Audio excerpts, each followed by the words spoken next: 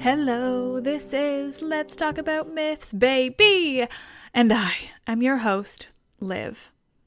Now, the episode I have for you today, I've been telling you all about it.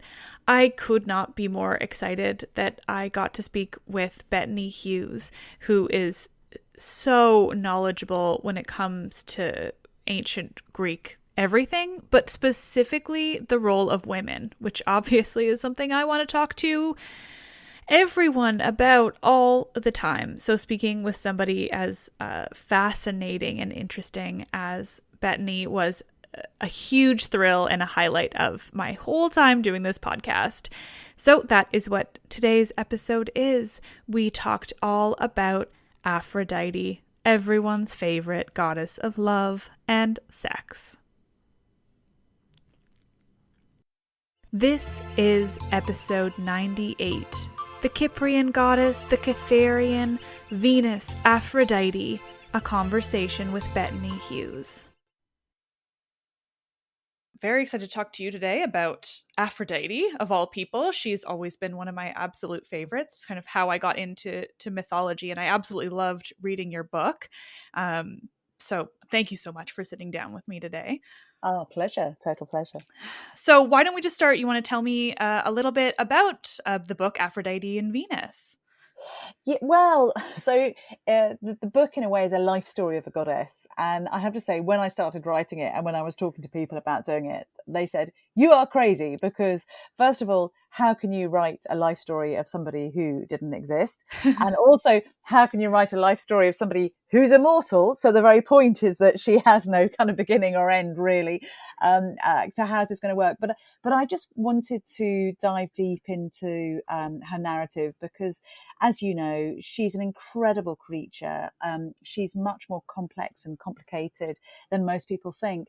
And I also think she's a remarkable goddess to spend time in the company of, because when you follow her trail through time, it's almost as though she's holding your hand through the story of the human experience, because I know that there'll be some people who do believe she exists as a goddess. I happen not to. I think she's a cultural construct. But from my point of view, what the gods and goddesses are this remarkable thing where humanity has a really passionate idea about how to live in the world, and they give that idea a name and a face, and it becomes a deity. And Aphrodite, Venus, the goddess of many names, is really the incarnation, I think, of desire, and not just sexual desire, but desire of all kinds, personal, physical, political, social, aspirational desire. So I thought by following her trail archaeologically, so through the clues that she's left us through time, I'd be able to start to jigsaw puzzle together a kind of richer story of the world and the people in it. So she was irresistible to me in many ways, and also doubly irresistible because her story tells us so much about humanity's perceptions of femaleness. And what it is to be a woman. So I thought she was somebody that I had to kind of try to track down across not just centuries, not just thousands of years, but verging on tens of thousands of years. Yeah, that's also beautifully said about her as well. But that's what fascinated me most, and sort of actually leads me to the first sort of question or discussion point I had for you. I did my bachelor's in classics quite some time ago now, not all that long, but it was, fairly surface level. And one thing we did cover in a Bronze Age archaeology course, though, was in the goddess figurines and things, but I never quite knew how connected they were to Aphrodite specifically, or how sort of she fit into that. So it was really fascinating in your book to learn about her, how she does come from Bronze Age, not necessarily just the time period we typically associate with Greek mythology. So how was it finding all of that wonderful information about her from so long ago? Yeah, well, I always think, one of the delights of history and indeed archaeology is that when you study it, you think you're at the beginning, and then you find a little kind of trickle of a trail that takes you further back. And that's absolutely the case with this goddess. So famously, of course, she's a Greek goddess. That's what people think. She's Aphrodite, and with a very Greek name. And then she's taken over by the Romans, and she becomes Venus. But actually, this notion of a kind of potent, divine, sublime force that causes people to want either what they haven't got or what they need, it takes form right the way back in the Bronze Age.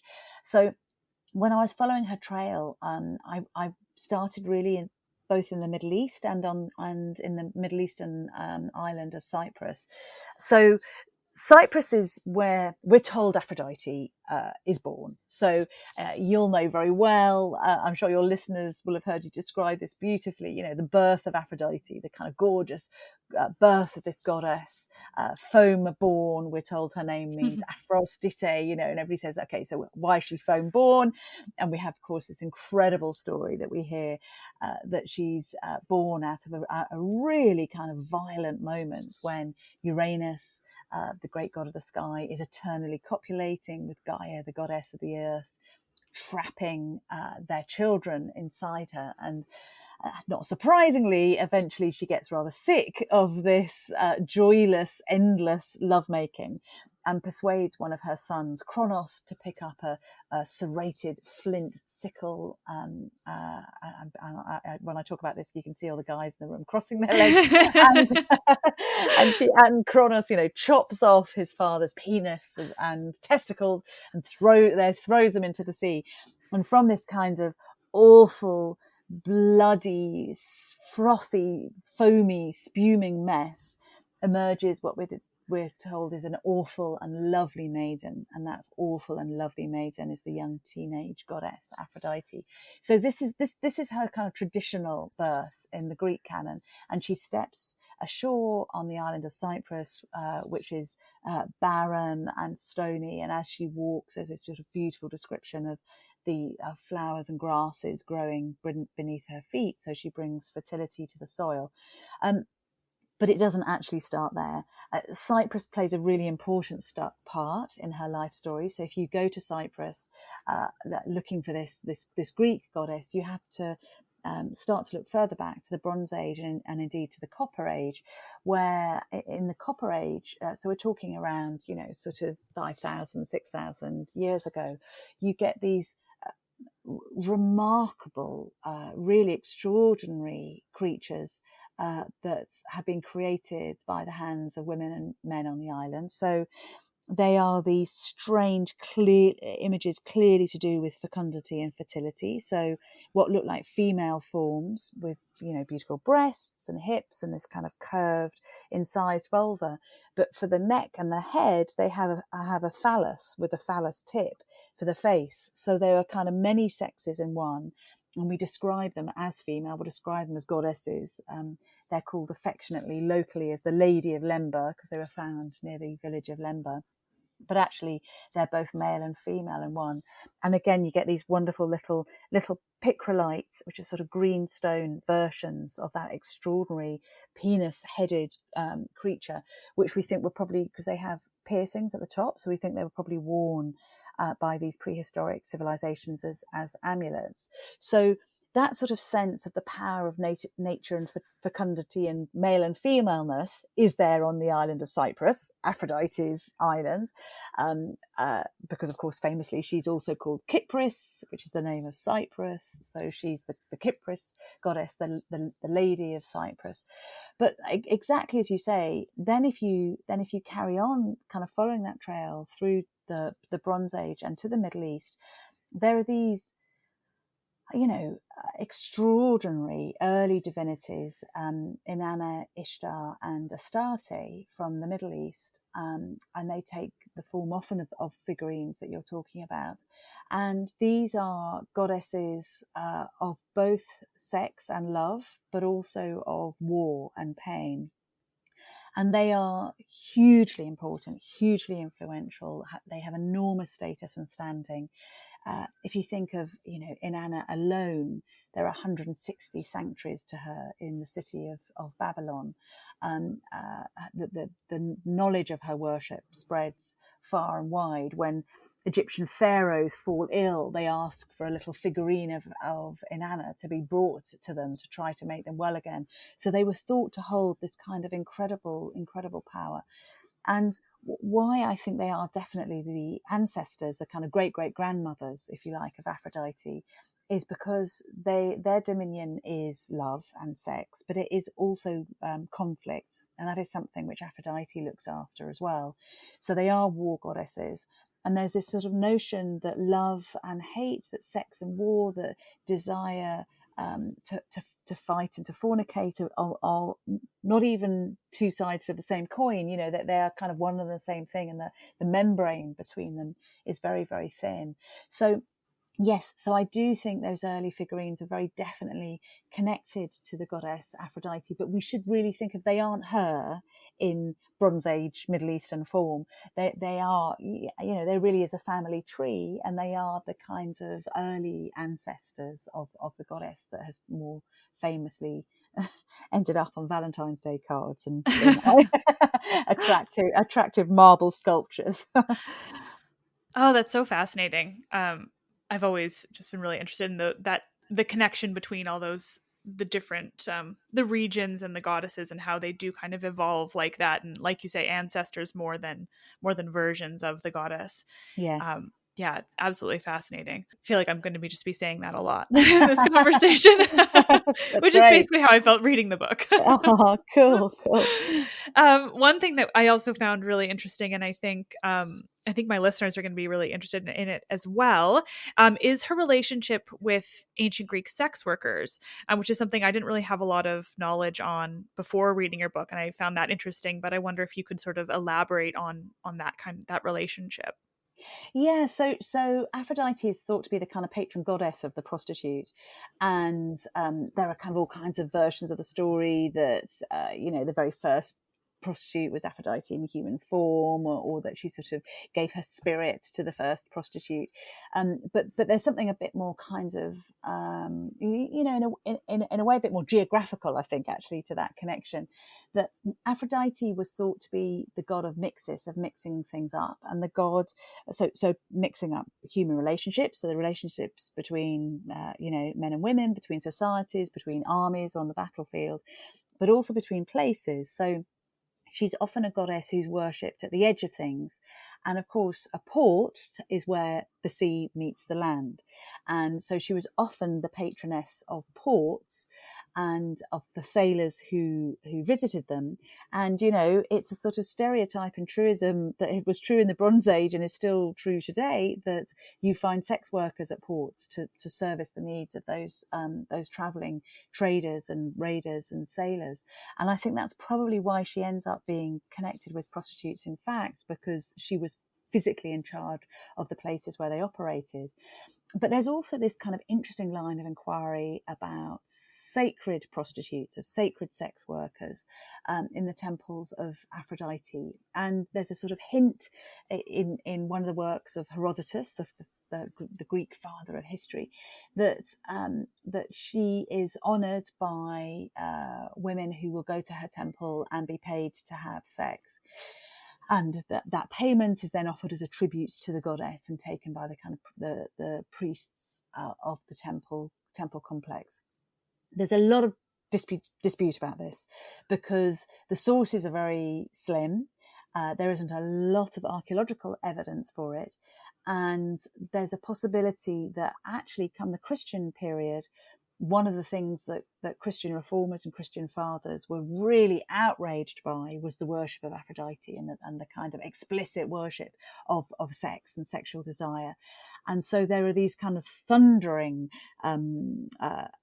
passages from the church fathers talking about the need to purge the influence of Aphrodite and to get rid of these shameful men and women, and the men and women who serviced other men and women in her temples. So it's almost that most of our evidence comes from this kind of negative diatribe. So quite rightly, people have questioned it and wondered whether it was almost just they were being held up as a kind of example of the kind of terrible, morally corrupt thing that could happen in pre-Christian religious centres. But then I just think, if you think about it, they're actually about the kind of beautiful strangeness of sex and the sex act, and the fact that it does take you to another realm, that it is an extraordinary place that you can lose yourself in, that sex was definitely part of a number of the rites and rituals of the ancient and the prehistoric world. In a strange way, it would be odd if there weren't some kind of sex worker at the sanctuaries of the goddess whose business was sex and sexual desire. So I think almost as a sort of process of elimination, we should imagine that so-called sacred prostitutes did exist. And also, you have to really mind shift and not be thinking ahistorically here, but put yourself back all those thousands of years where sacrificing yourself, sacrificing your body for a god or a goddess literally meant to make it sacred. You're fackying it sacred, you're making yourself sacred. And that was a huge honor. So I'm sure there was corruption and manipulation. And I'm sure that as always in the kind of sad story of humans, something which might start off with a kind of purity and parity, that somebody ends up exploiting it somewhere down the line. But I think that there probably were some form of sacred sex workers in some of her shrines and sanctuaries. And what is certain is that she was considered to be the goddess who kept an eye on sex workers and was their patron. And there's this incredible discovery from Athens, from the Kerameikos area of Athens, which is just at the kind of the edges of the city, close to the cemetery area, where we know that prostitutes, both male and female, operated, and they had these kind of horrible living conditions, just kind of like stalls, really, where Athenians and visitors would go for what were euphemistically called middle of the day marriages. And when this area was being excavated, there was this incredible find of this beautiful, almost unique silver medallion showing Aphrodite, the goddess Aphrodite, riding a goat. You can kind of draw whatever conclusion you want to from that, with a kind of beautiful little Eros clambering up a ladder. And again, this is no coincidence, because the Greek word for ladder is climax, and we talk about climaxes today in the sexual act. So there's all kind of allusions to the act of sex and the kind of transformative nature of sex and sexuality. And it is no coincidence that was found there in amongst the living and working spaces of the sex workers. So she was definitely there for prostitutes. But I think more than it just being about sex, it was also about where they were in cities and at ports, and not just kind of raw carnal rutting sex, but something to do with the transformative nature of the sex act. Interesting. Yeah. So I love the idea and sort of separating yourself from the world we live in now and the opinions that have come from, the Christianity that's evolved around us, and looking back onto how they would have viewed that, and that there was, that there were sacred sex workers and that there was a goddess there to kind of watch over them and everything. I think it makes perfect sense when you say exactly what you did about, Aphrodite being the goddess of sex and everything. So of course she would kind of be involved in that, but it's one of those things that gets influenced so much by Western cultures that have been influenced by Christianity. That's right. It's very easy. I mean, it's one of the great delights of being a historian, is kind of forcing yourself to mind travel, forcing yourself. And it's hard, but to try to kind of drop all the kind of concepts and constructs and prejudices that we bring with us, and try to kind of put yourselves back into the minds of those women and men of the past. That's certainly what I sort of obsess over far too often, is not even so much from a historian aspect but just thinking about them every moment of my life. yeah, exactly. I mean, gosh, you and me both. So people always say, were you happiest? And I can think, well, basically in the Bronze Age, I kind of wander around in my head in the Bronze Age and then come up with a horrible jerk of reality when I realise I'm not there. I'm in the 21st century. Yeah, but it's a kind of beautiful, interesting place to inhabit. Absolutely. I think far too often what I wouldn't give to be able to actually go back there Yes, and just yes, take note of everything in my head and learn everything imaginable. yes, exactly, exactly, exactly. Yes.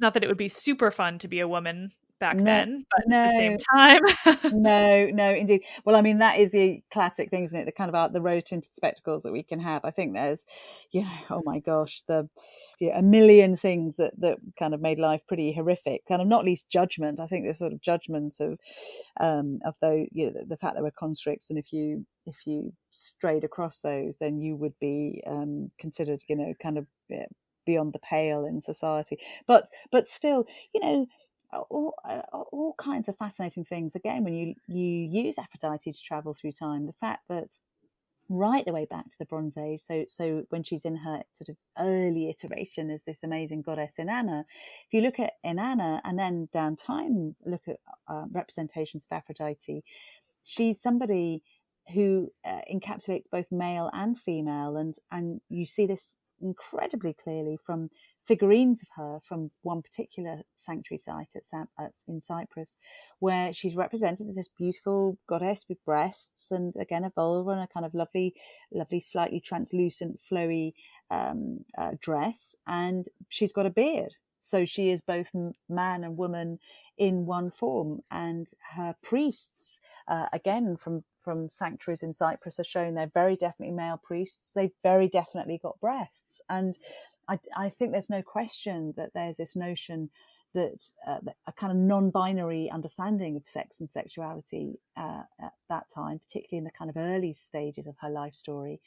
And we know that when Inanna was worshipped, one of the hymns of praise that was sung to her was saying, you make a woman a man, and a man and woman.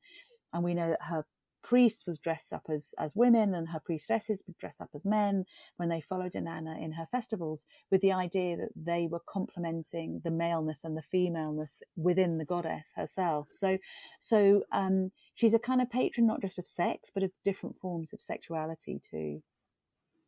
That's one thing I love visiting in Greek mythology is the different variations on gender that they have, and how they would, and this is obviously later mythology, but how they would understand non-binary and how they would understand trans people and just non-cisgender people. It's a fascinating thing, and it exists in so many myths, so it's even more, I think, powerful to know that it existed much before any of the myths we really have of those characters as well. Yeah, exactly. And that's not by chance. They're not just sort of randomly coming up with those ideas. They're exploring those feelings and, the kind of physical difference that they saw around them. No, you're absolutely right. And I love the fact with Dionysus, who of course is, the god of wine and a great companion of Aphrodite. And, it's no coincidence. We all know, I suspect we've all been there when, you've had a drink or two and you definitely feel like you love somebody more than you did before you had that drink.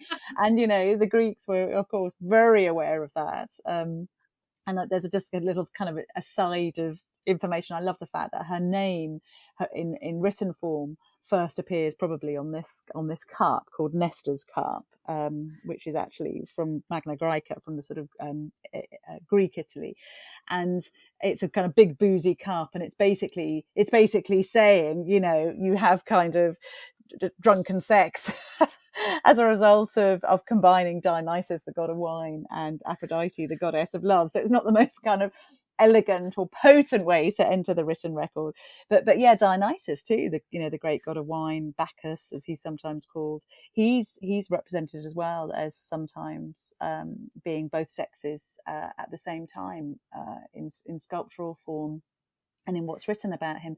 So yes, I mean, you're absolutely right. It's that things that kind of developments that we think are very modern, or kind of approaches that we think are very 21st century, they got there 2.5, 3.5, sometimes 4,500 years ago. Yeah, and it's almost just that we lost it in between. Yeah, Yeah. exactly. Yeah, Exactly.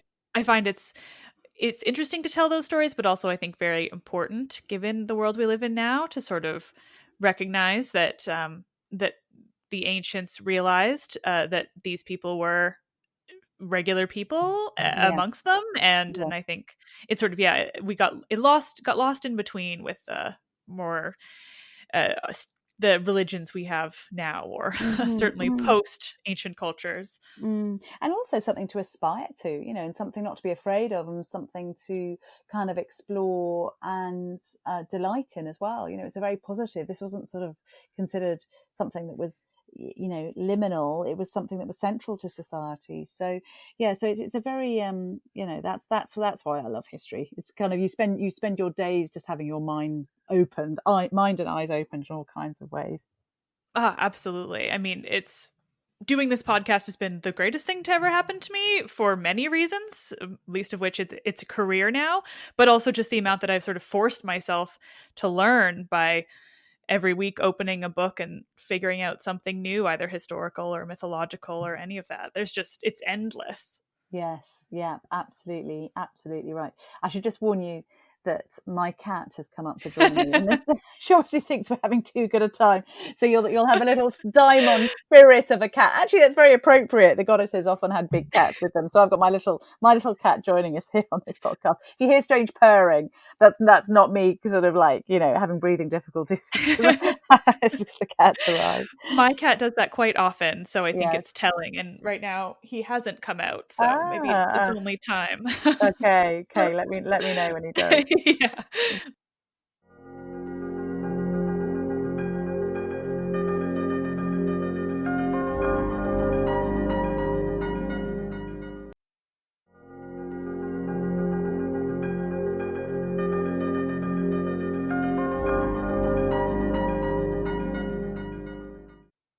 One thing I also want to talk about is the way the Romans took on Venus and sort of adapted Aphrodite to their needs.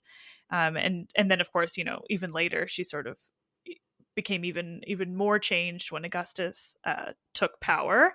But can you tell us a little bit about that? Yeah, so really fascinating what happens with Rome. So the Romans do have a fertility and sex goddess, an early one, who was probably called Venus. And interestingly, Venus, if you look back at the words and look at its Proto-Indo-European roots, it actually comes from the very, very early root vanas, which means desire. So it was obviously a kind of, the Romans had their own desiree goddess. But as they take over more and more Greek territory after the fall of Corinth, and as they're expanding their own empire, their fledgling empire, they're very interested in this goddess who seems to have a real hold over people, and they kind of return to her martial beginnings. The idea of this is a goddess of not just of love but of war. And so you see in the Roman representations of Venus, she's often armed. So she's often standing there, kind of really sort of weird statues. Just, Google some now, or kind of go and have a look at some in museums. So she's fully naked, but she has, apart from the fact, she's got a helmet on and a spear and a shield, or a little sword. Sometimes Eros is with her Cupid, offering her her helmet. And so they're kind of remembering this idea of Venus as a goddess who promotes warfare and desire for another's territory, and they actually work that into the very kind of mythology of Rome itself. Because if you think about it, look back to the family tree of the Romans, and it all begins with Venus. So Venus, the goddess, has an affair with the mortal Anchises and gives birth to a kind of semi-divine hero, Aeneas, who is the Trojan warrior. And Aeneas, of course, famously flees the war at Troy, taking a sword with him. And he then goes on to found the Julian dynasty, and part of that dynasty are the famous twins, Romulus and Remus, who go on to found Rome. So in the Roman mind, Venus was their kind of all potent initial mother. She was the mother of the nation, the mother of what it was to be Roman. She was the mother of Rome. And so she was terribly important to the Romans. And you find, for instance, Roman generals will make sacrifice to her before they go into battle. Famously, Julius Caesar wears a ring with an image of Venus on it every day, and he builds a beautiful temple to Venus in the Forum, where of course he puts a statue of Cleopatra, his Egyptian lover, as Venus Aphrodite, and Cleopatra herself plays with this association with Venus. So Aphrodite was very, very popular in Egypt and was worshipped there, particularly in Alexandria, which was the headquarters of Cleopatra, and Cleopatra consciously dresses as Aphrodite down to her golden sandals, and she has these kind of blondish, reddish, tawnyish hair pieces made for her, which as if she's got the golden hair of Aphrodite. And she starts a real, because Cleopatra is so striking and so talked about, she starts a real fashion among Roman women to dress as Venus Aphrodite. Although there's this very kind of gruesome detail that in order to do so, Roman high-powered women will use the hair pieces of Germanic slaves. So poor women who've been captured from northern and Western Europe, who've got kind of reddish hair, and their hair is used as the hair of Aphrodite. So she's really important to the Romans. She's absolutely there as part of the Roman imperial project, and it's in a conversation in the famous Aeneid where we hear that Rome should have an empire without limits, and Venus is present at that conversation. So she's the kind of propelling mother of Roman ambition and Roman desire. And whereas the Greeks tend to focus on the sort of sensual, sexual nature of that desire, the Romans, who are so militaristic, really emphasize the bellicose nature of where desire can take you. I'm covering the Aeneid right now in the podcast in sort brilliant. of on and off episodes. Yeah, it's a harder one to cover, I would say, and keep it entertaining. But yeah. But I love hearing about that sort of side of her, because of course, like you said, in the Greek, she's not particularly associated with that. So other than obviously Ares, who's her relationship with Ares is one of my favorite things in mythology. Yes. I mean, it's great, isn't it? And again, no coincidence that it's the god of war, and that's who she has her fantastic fling with. So yeah. I mean, it's and again, I just think it's so interesting that this sort of notion of her getting kind of tangled up and caught by the gods, and they're doing a sort of neck curtain twitching, spying on their liaison. It's kind of both very divine and very, very deeply human. Yeah, that's one of my favorite stories. I mean, we've sort of touched on all of my favorites today because they seem to all include Aphrodite, but between her birth in the foam and the story of Hephaestus catching her and Ares in the net it's why I love Greek mythology, because it's so wildly entertaining for something that is so old and so universal still. It's like Real Housewives of Mount Olympus, but it's all Hephaestus just creating all the drama. But I absolutely love that, and actually leads to one of the questions I had from purely mythological standpoint. What are your thoughts on Aphrodite's position as a married woman who doesn't seem to particularly appreciate her husband all that much, whereas, her sort of momentous, important relationship is with Ares? Yeah, it's really interesting that, isn't it? Because she's also, she is a patroness of marriage in Greek society. So Aphrodite is supposed to be there at weddings. There are shrines and altars to her in the cities, in Athens, for instance, where brides will make sacrifice. So she is a goddess of marriage and a kind of patroness of marriage. And I think, I'm kind of not quite answering your question. I'll come to it, but I'm just thinking about it. I think it's kind of really fascinating for me, this notion that she almost provides a kind of cosmic glue to human relations of all kinds, including between husband and wife. And I'm sure that's why she's often worshipped in cities as her ancestors Inanna, Ishtar, and Astarte were, because she's thought to kind of help to keep together this strange, seething mass of humanity that you get in a city. And in Athens itself, she's worshipped as Aphrodite Harmonia, Aphrodite of union, Aphrodite Harmonia, Aphrodite of harmony. So she sort of looks after. She looks after relationships. But isn't it interesting that she famously has this affair with the god of war, and she, rejects Hephaestus, the volcanic, lame god who was rejected by Hera, the great queen of the goddesses, wife of Zeus, thrown from Olympus, which is one of the there are lots of variations, but one of the reasons he's supposed to be lame. I actually think, sorry again, no, I'm just getting fascinating, please. I'm just because I've just had a really fantastic time in Greece. I've just been researching and filming in Greece, and we came across this research which I wasn't aware of before, looking at blacksmiths and the fact that during the very traditional form of blacksmithery, arsenic can be produced as a result of the kind of alchemy of forging metal.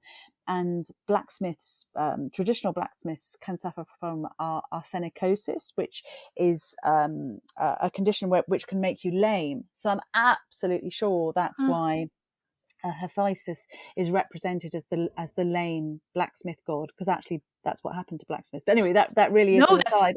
That's fascinating. That's so interesting to know. Yeah. Again, it's that's what I love. That's what I just love about looking at where fact and fantasy graze. That it's a kind of specious exercise to try to find the truth of myths, because there's never just one truth. There are so many, but you can find these kernels of truth, or these little kind of clues to the real world, which are dropped on the mythic trail. But yes, so isn't it amazing that she has this famous affair with Ares, with strapping, attractive, dangerous Ares, and I think, again, for the Greeks, there's always a reason why they tell the stories they do, and I think without judgment, they're sort of saying that it's very easy to desire what you don't have. It's very easy to have relationships which exist beyond the constraints of society, and let's talk about this extraordinary love affair between two of the most powerful deities, that exist. But we are also, invited to pass judgment, and we're invited to recognise that this can be both gorgeous and stimulating and exciting, and potentially humiliating and disastrous for the individuals involved. Mm-hmm. Well, and that they have all the children, and am I right in Aphrodite and Hephaestus don't have any children? Is that right? No, I think that's right. Yeah, I mean, yeah. I have to say, even I spend my entire life in this world. You always think and then there's some little variant myth that pops up, and that you actually find that they were supposed to have had children in one form. Actually, while I'm talking to you now, I'm just going to wander over to, I've got this fantastic kind of ancient book of obscure myths. I'll see if I can find that out. But it always seems to me when the Greek myths come up as a question on quizzes, it's very unfair, because often there isn't a single answer, and people are told they got something wrong, and you think, really? Absolutely. Endless variations. But where we're on safe ground is that we can say that Aphrodite's children with Ares were fear and panic and chaos, all these kind of dark things that arose as a result of the union of passion and war, but also harmony. So this this girl child Harmony, who isn't entirely, she's not harmonious in and of herself. She's quite an operator, but she can generate harmony. So yes, you're absolutely right. It's very interesting that it's almost like that's where, in their minds, that is where the power lies, is in this adulterous relationship, not in the formal marriage between Hephaestus and Aphrodite. Yeah, that's always been one of my favorite things, especially their children, and like you said, fear and terror, and Harmony has always fascinated me so much. She's actually kind of how I got as deep into mythology as I have. 10 years ago, I decided I wanted to write a novel about Greek mythology, and discovered her, and have sort of been trying to work something through with that since. But I just find hers and Cadmus's story to be very fascinating, in that they're very important, and he's a hero and she's the goddess, but they don't have their own personal story, doesn't necessarily have most of the things that I think come with that level of importance. Their children certainly, had everything in the world happen to them, but Yes. Harmony herself doesn't have much in the way of stories, but I always think she should. Yes, that's absolutely right. Well, what I promise you is I'll keep digging. When I'm physically out digging on these sites, I will try to see if any new evidence for Harmony, I'll send your way and alert you to it. But I don't mean physically giving you something, but give you the information.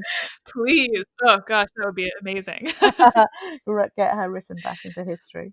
Yeah, I mean, and I find it very interesting that Eros is sometimes their child and sometimes not. Sometimes he's far more than them, but sometimes he is their child. Yes, that's right. And you're absolutely right. He is sometimes her son, sometimes her consort, sometimes born out of the same dark primordial night that she was born from. They were thought to be kind of the earliest of the deities of Olympus. So yeah, but I think that is right. That is such a kind of fundamental universal motivation, this motivation of desire of all kinds, that the Greeks were right to make that a kind of early primordial aboriginal kind of motivation, rather than something which is then cultivated as civilization is developed. Mm-hmm. It's just very human, very from the very beginning. Yeah, exactly. That's right. Yeah. One thing I did note in your book, you reference a couple of Botticelli's works of Aphrodite and Ares, and that sort of in those interpretations, or perhaps more widely, she is shown as being quite dominant in that relationship. Yes, that's right. Well, of course, so this, the very famous Botticelli is the birth of Venus. If kind of telling that story of her birth from the sea, coming ashore in this beautiful shell. That's probably the most replicated image there is of Venus. But there is also Venus and Mars, where he's lying drugged and sleeping, and she's very alert. And I think there was probably a reason for that, in that it was actually Botticelli talking about the kind of courtly conflicts between families in the Renaissance Italy that he was operating in. But there's no doubt that she has the upper hand in that painting, and that he is sort of overcome by lust, but the goddess that's caused this is alert and conscious. So it's very, what happens to her down time is fascinating. I mean, something we've not even touched on is the fact that she goes from being this feisty, potent warrior goddess through time to suddenly literally like losing her clothes. All her clothes drop off her, and she becomes a pin-up goddess. And the most famous version of this, the kind of progenitor in some ways, is the Cnidian Aphrodite, the famous Aphrodite of Cnidos, on the Turkish coast, where I was this summer. I managed to, on like the breeze. I know, it was incredible. It was like 2 weeks when we were suddenly allowed to travel. I just went straight there, and to this beautiful double harbour where this famous statue of her was held in the Temple of Aphrodite, and ancient travellers come from all over the ancient world to see it. And it's a really interesting sculpture. We don't have the original. We think the original was probably lost in a great fire in Constantinople, modern day Istanbul, in the 5th century AD.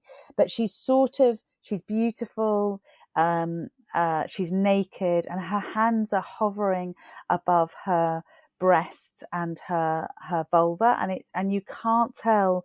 It's such an amazing sculpture, because you can't tell whether she's ashamed of her nakedness, or whether she's trying to cover herself up or invite people to look at the perfection of her naked beauty.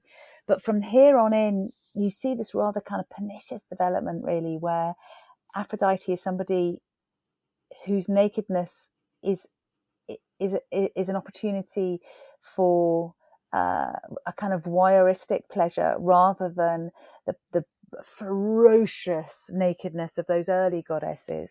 and that is what's happening to women as well. So when you see these images of Aphrodite really and Venus, as I said, as a kind of pin-up, that's, you can chart the diminishment of real female power in society, both in the Greek world and then later in the Roman world.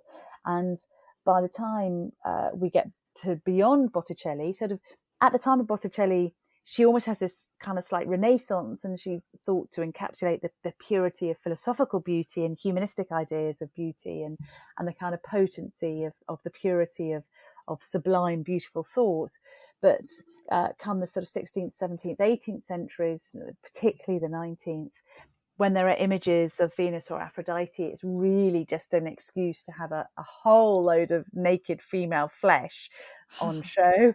And it's a goddess, so it's okay. But of course, there's this great irony that the models that are being used to model the goddess Aphrodite are often themselves very poor sex workers, street girls, prostitutes. So she's sort of gone from being a subject of power and empowerment to an object, an objectified object of kind of female flesh, and what perfect female flesh should look like. Yeah, she really sort of devolved there in some ways, I suppose. Yes. Or devolved because of the devolution of how people thought of women. yes. Yeah. Absolutely. Definitely. There's definitely, she becomes kind of, romanticized and downgraded in one fell swoop. Mm-hmm. So it, like you touched on there, which I think I was so interested in learning about that I neglected to note it down in my conversation notes. So I'm glad you brought it up. Yeah. But the Canadian statue where she's suddenly unclothed. So prior to that, she was shown a bit more modestly. Is that right? Or not necessarily modestly, but not quite just flaunting nakedness. Yeah. Well, that Canadian Aphrodite, we think, is the first life size, so not quite life size, but life size statue of a goddess naked. She, up until now, she is often clothed, so she's kind of draped, or if she's naked, she's heroically, ferociously naked. So if you look at her and her ancestors, these Middle Eastern goddesses, they can be naked, but they've got horns on their head and their feet have been turned into claws and they're kind of brandishing weapons. So, there's no messing with them. But it's almost that what happens with the Canadian Aphrodite, it's very beautiful, but it becomes much softer. So it's a softer nakedness. And then from there on in, she's often represented naked. And you do get a sense that it is a sort of, there's no doubt that it's a diminishment of her potency. Not that nakedness in itself was, because of course all statues of men, of heroes and gods at this time, are often naked as well. But there is a sort of what softness is the word. There's a sort of softness which is both attractive, but also which has diminished her potency, that you see in those sculptures that happen from around the 5th century BCE onwards. So that's basically the last 2,400 years. Right. I love the idea that she was once shown, more proudly naked and with all that strength, and I don't want to say masculinity, but that's sort of what it's come to suggest, of that type of depiction of nakedness versus like sort of half hiding herself, a little bit unsure. It's a much more sort of traditionally female in sort of that unfortunate way of being something having been traditionally female. Yeah, well, I mean, it's certainly the early naked goddesses, my God, you would look at them and tremble. The later ones, you'd look at them and think, oh, I'd quite like to sort of have a cup of tea and toast with them, or or go to bed with them, and and I'm sure they would service me just as I wanted. But that would not have been the case with those earlier iterations of the goddess. Mm-hmm. Oh, I just love learning how much has changed, almost, but also just what they were presented as before. Yes. One of the most common threads in my podcast is just talking about how the myths were I don't know the word I want, but influenced sort of by the men involved versus the women. And most stories of the goddesses being angry and spiteful at each other and petty and vindictive is not necessarily how a female goddess would have been portrayed earlier than that, or were it not just a full-on patriarchy by that point. Yeah. Well, I mean, certainly if you look at the early hymns of praise to Aphrodite's great-great-grandmother, you know, Inanna. So these are written, we know, by this sort of princess, priestess, poetess called Enheduanna. And Enheduanna was the, you know, the oldest named female author in history. And, you know, just listen to the kind of, you know, the way that she describes this goddess of love. She talks about her lady of blazing dominion, riding on fire, red power, flood, storm, hurricane adorned, battle planner, foe smasher. Well, that is, you know, you could not have a kind of stronger representation of a female character, and that was the female character of the goddess of love and war, written by a female poet. So I think you're right. I think, you know, that happens back in the Bronze Age, and then you have kind of 3,500 years where women aren't much allowed to have a say, and you don't hear about Aphrodite being described in those wonderfully powerful terms. Mm-hmm. I've only read briefly about Enheduanna, and I need to find her work. Yes, she's incredible. It's so exciting, you know. I know, just imagining those rituals where she was being praised. I mean, you know, it's funny, some of the poems to Inanna are so explicit. I remember I was researching and we were recording a film about Aphrodite as well, and we didn't warn the sound man that I was about to kind of quote this poem, because, you know, Inanna's talking about her kind of love affair with this mortal kind of shepherd boy who then becomes a king called Dumuzi. And, you know, there's a whole lot of chat about ploughing my wet field and ploughing my high ground and ride me, you know. So you could see this poor man's eyes popping out of his head. We're sort of like, oh my god, I wasn't expecting that to happen now. But yeah, they weren't backward about coming forward when it came to the delights of female sexuality. Yeah, all right. Well, that's going at the top of my list now.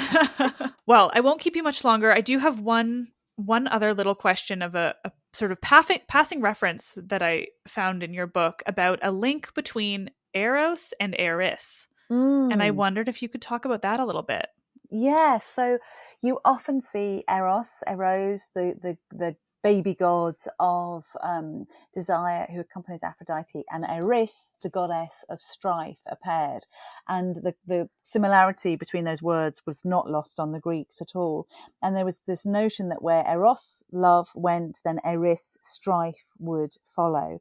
And I think that's very true, isn't it? Because relationships are hard. You know, we often do wrong things. We're often led astray by desire, and we cause conflict for ourselves and for others. And again, there's this notion of desiring what you don't have, what you want, what you shouldn't have. And that brings Eris, that brings strife to society. And of course, Eris is there very famously, you know, right in the heart of the kind of greatest love myth of all time, the story of Helen of Troy, with this idea that there's this incredible society wedding between the king Peleus and Thetis, the sea nymph, the mother of Achilles, and all the gods and goddesses are invited, and all the aristocrats and everybody who should be there is there, apart from Eris, the goddess of strife, who's been left off the guest list, and, you know, not the person to forget at your wedding. And she bursts in through the doors, and this is exactly, you know, the origin of the Sleeping Beauty story. And she throws down a golden apple, and on the golden apple are written the words "for the fairest," and it's a very clever little act of destabilization, because you've got all the great goddesses there and all the kind of aristocrats and queens and princesses. And Eris is often represented on Greek pots, like, again, the archetypal bad fairy of all fairy tales, with sort of black wings and black pointy boots and long black nails.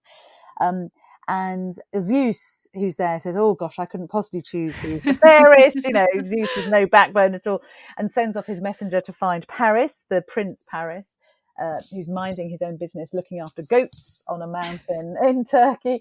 And the messenger says, you have to choose who is the fairest of the goddesses. And it's, going to be Athena, who will give you prowess and war? Or is it Hera, who will give you dominion over the known world? Or is it Aphrodite, the goddess of love?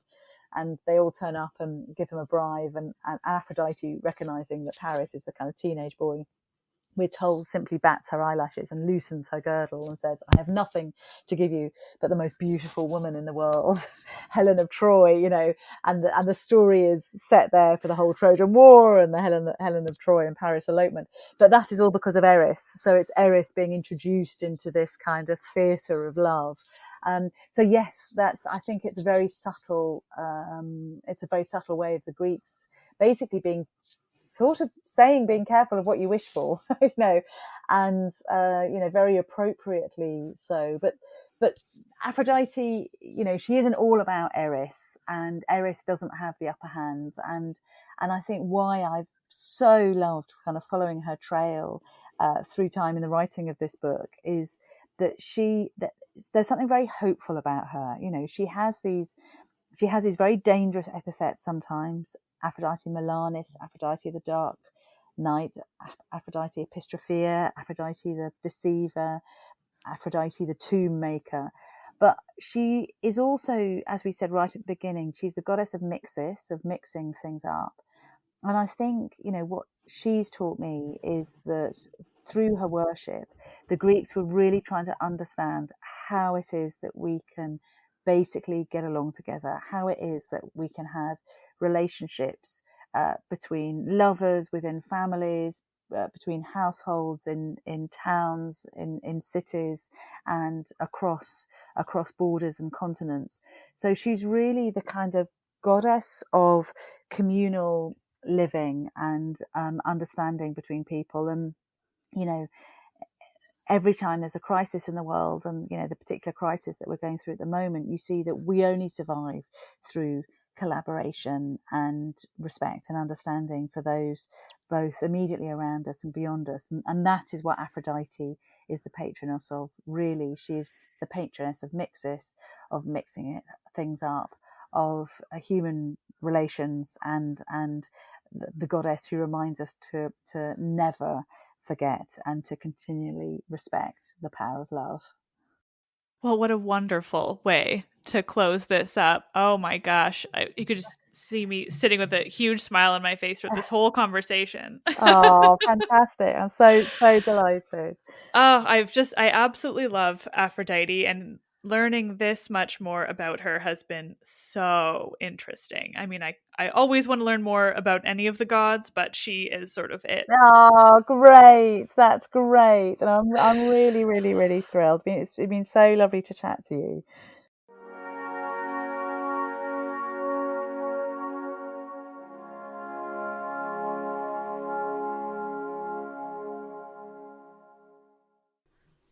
Well, there it was.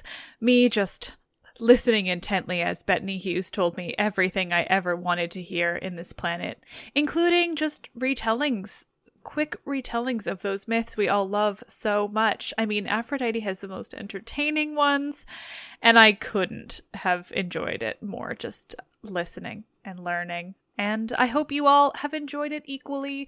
Thank you all so much for listening. I am Liv, and I love this shit.